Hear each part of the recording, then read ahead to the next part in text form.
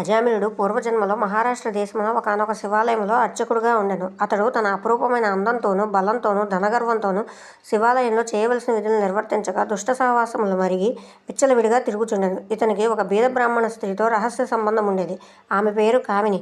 ఆమె భర్త కూడా చేసేది ఏమీ లేక చూసి చూడనట్లు ఉండి భిక్షాటనకై ఊరూరా తిరుగుతూ ఏదో వేళకు ఇంటికి వచ్చి కాలం గడుపుతుండేవాడు.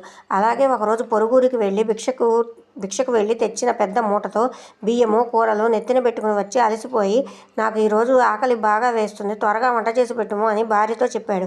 అందుకు ఆమె చేదరించుకుని అతని కాళ్ళు కడుక్కోవడానికి నీళ్లు కూడా ఇవ్వక తిట్టడం ప్రారంభించింది.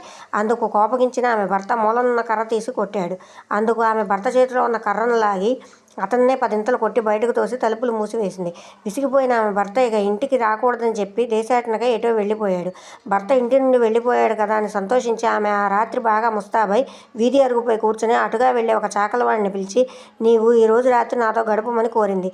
దానికి ఆ చాకలవాడు, తల్లి, నీవు బ్రాహ్మణ పడతవి, నేను నీచ కులస్తుడను, మీరు ఈ విధంగా పిలవడం మంచిది కాదమ్మా అని బుద్ధి చెప్పి వెళ్ళిపోయాడు.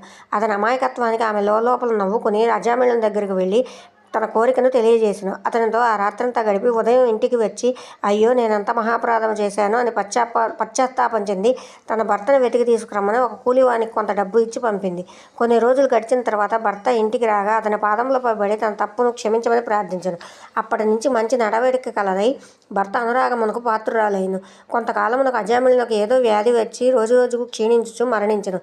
కామిని కూడా రోగగ్రస్తురాలై చనిపోయెను. అజామిళుడు సత్యవ్రతుడను విప్రుని ఇంట జన్మించెను. ఆ కామిని మాలవాని ఇంట జన్మించెను. ఈ బాలికనే అజామిళుడు ప్రేమించెను. ఇదే వారి పూర్వజన్మ వృత్తాంతము.